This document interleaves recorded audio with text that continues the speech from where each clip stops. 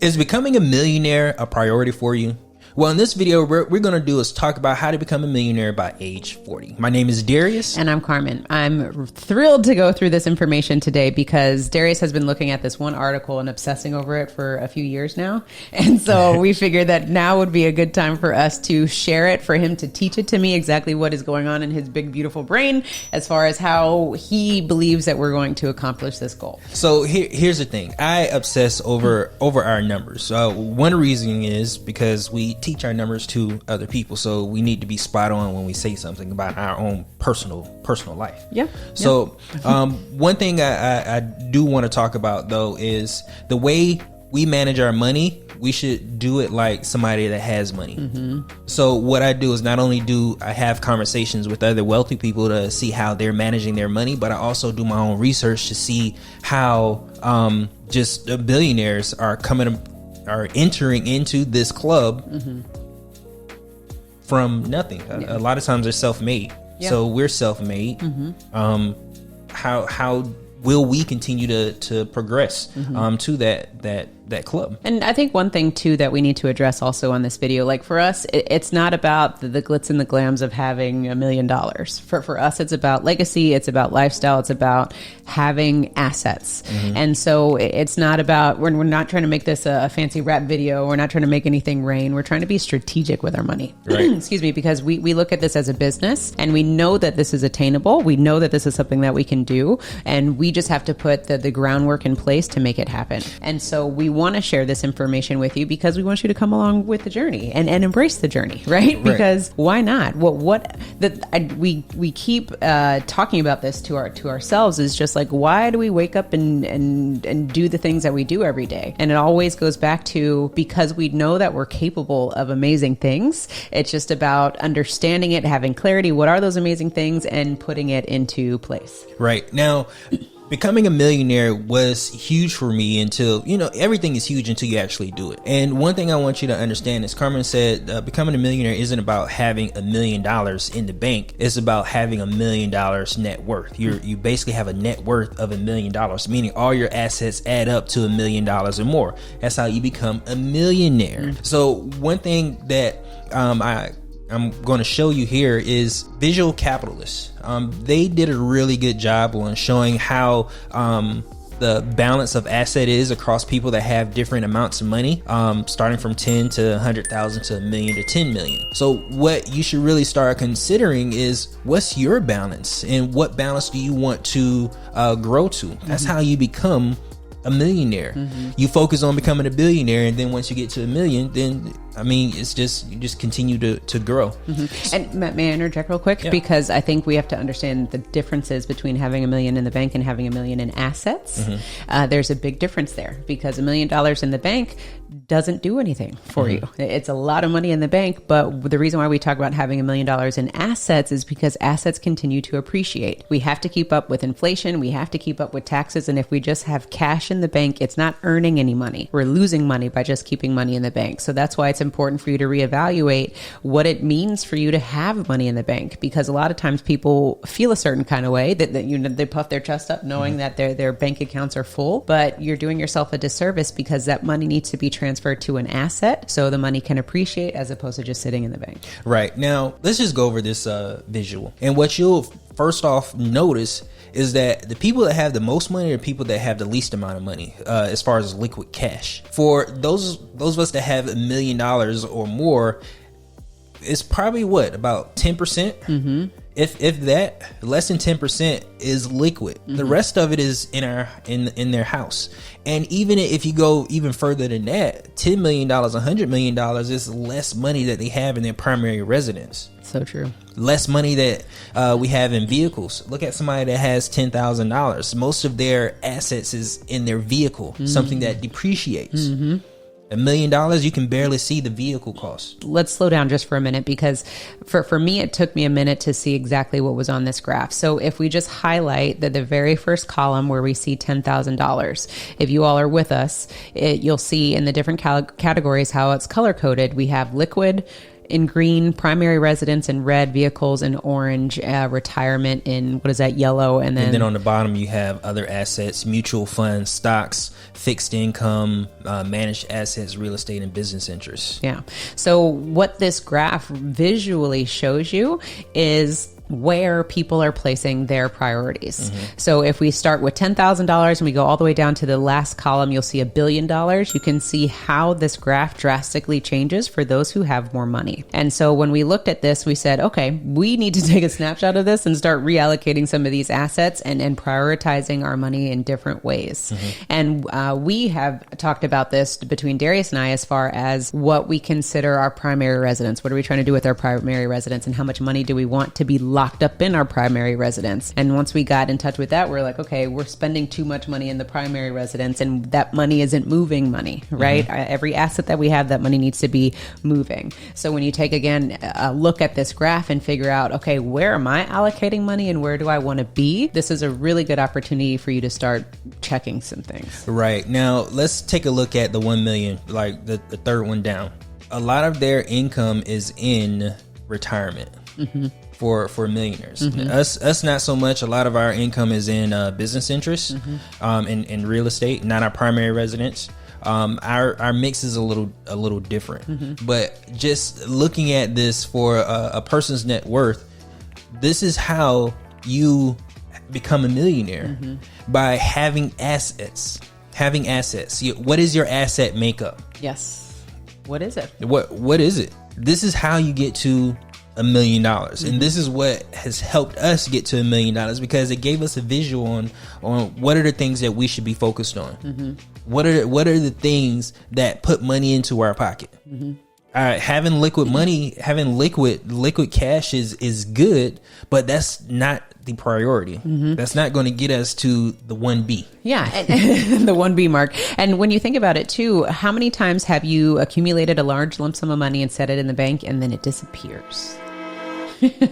We know that all too well, because we've made a lot of money in our businesses, and that money sat in the bank and it disappeared, and we realized, wait a second, what happened? What are we doing? How is this spending? And we're in check with our spending, but businesses have expenses. You have to pay people out. You have employees and things like that. And we realized, like, okay, we got to reallocate again. So what other assets can we start to accumulate that will bring us more money? And as you see, like on the 1 billion mark, the last column at the bottom of the screen, when you think about Jeff Bezos, when you think about venture capitalists, they're always, that their investments is other businesses. That's why you see there's so much blue in that column, is because they're always investing in other businesses, other opportunities for them to make money, because of how important it is to continue to invest in businesses these days. Right. Now, you do see real estate. Real estate is just an asset class in itself. The people that have the most real estate are the people that have $1 million, millionaires. $1 million.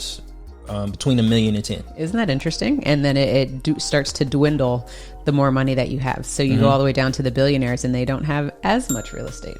Well, they probably have more real estate, but because they have so much money, the allocation changes. The allocation changes. That makes sense. So just what this should let you know is that business is where you need to be, regardless of what your mix is, or what you want to accomplish. You should start thinking about a business, because this is how you accumulate a net worth of $1 million or more.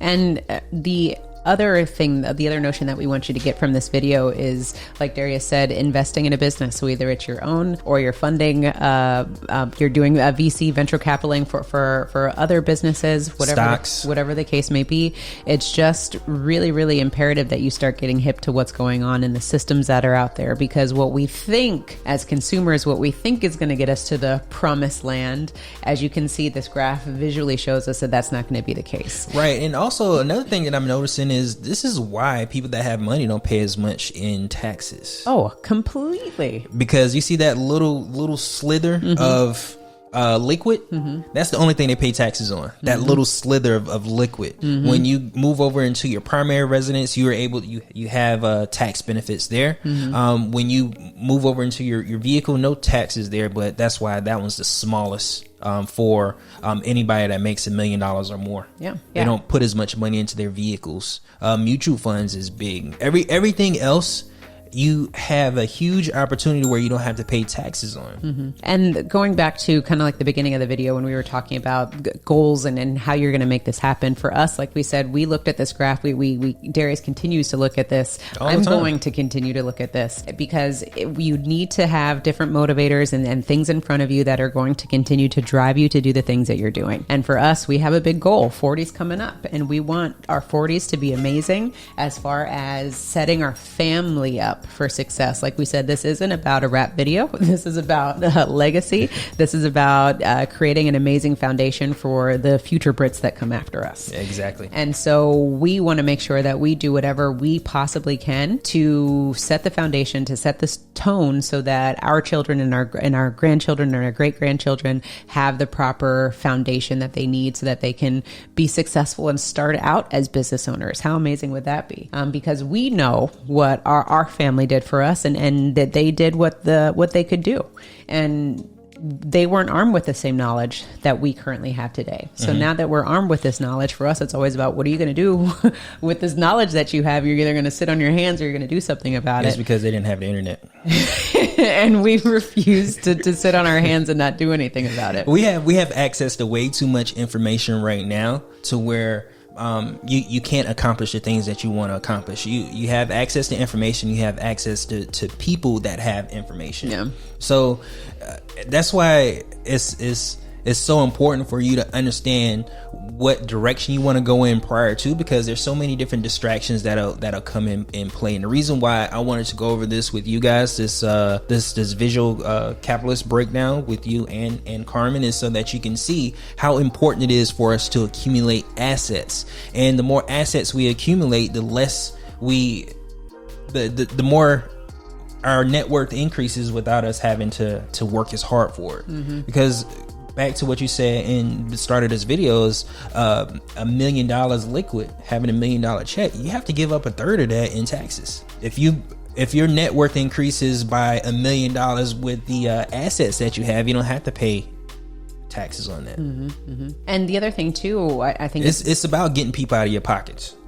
as quickly as possible, especially the IRS. So the thing that I was thinking about earlier when we were talking about this content to talk about today is sometimes people get wrapped up in my net worth needs to be X. My net worth needs to be X. And we're not saying to not focus on that. We're saying to go accumulate as many assets as you possibly can. And you have to make sure that those assets are continuing to appreciate so that your net worth continues to appreciate, right? And making sure that you're getting involved in the best asset classes and whatever it is that you feel is going to sustain you and your family's wealth. Yeah, and one thing I hope you get from this video is the asset class you need to be focused on is business.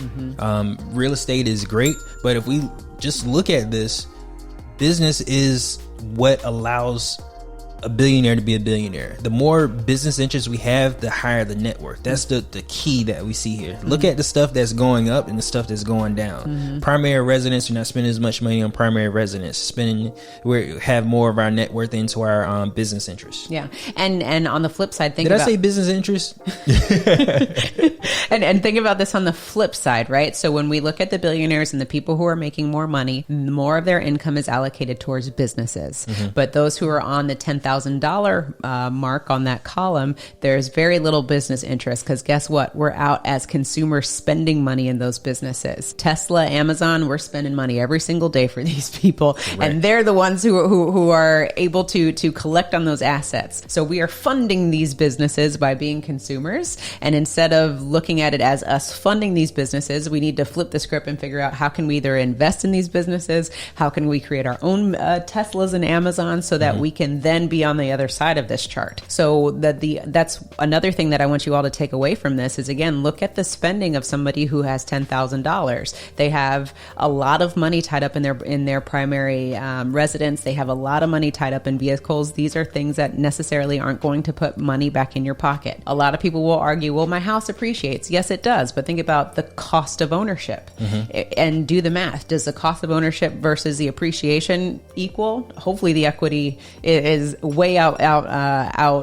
paces what your cost of ownership is, but sometimes that's not the case. So think about where you're putting your money just think about it and start figuring out if you can create a plan to flip the script for you. Yeah, now let's think about the type of money. What money do you have to put into your primary residence? You have to put in your active income. For most of us, our active income. Our active income money is we what work for. Yeah, the money we work for is what's taxed at the highest interest rate. But if we can have a business or some type of business interest and have the business buying it, you don't have to pay as much. Because it's not your active income. So it's one thing to take in consideration. And then at the end of the day, the moral of the story is if you want to become a millionaire by 40 or a millionaire by any age, a millionaire in the next 10 years, any milestone that you establish for yourself, you need to copy what billionaires are doing. That's what we've done. That's the cheat sheet. That's a cheat sheet. Copy somebody that has way more money than you do. Don't go in the other direction, because if we take a look at social media and what people are doing, popping, do you still say pop tags? Popping bottles, whatever. They're dating yourself. Yeah, they're spending money and not necessarily doing stuff to put more assets into their pockets. I love that. Popping tags or popping bottles? Which one? You pop both of them. Yeah, you pop both of them, which means you spending money. You spending money. So on that note, go ahead and check out our next video where we talk about passive income, mailbox money, ladies and gentlemen. How are we going to flip the script and get on the other side of this chart? We need some passive income. And remember to own your own lifestyle. Or someone else will.